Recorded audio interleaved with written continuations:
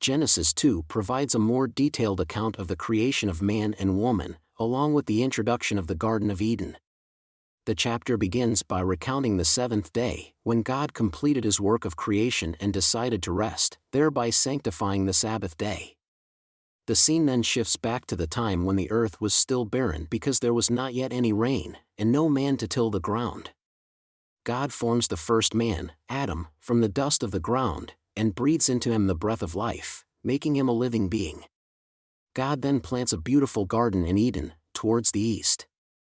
In the garden, God places the man he formed.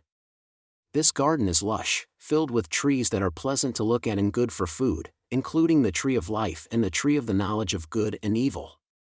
A river flows out of Eden to water the garden, and from there it divides into 4 rivers, each with its own name and the lands it passes through. God places Adam in the garden to work it and take care of it.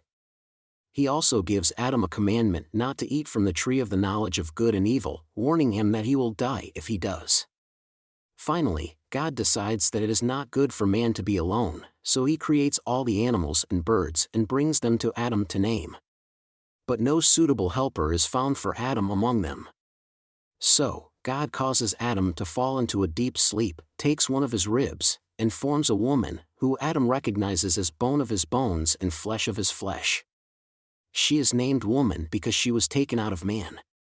The chapter concludes by establishing the principle of marriage, that a man leaves his father and mother and is united with his wife, and they become one flesh. Both the man and his wife were naked, but they felt no shame.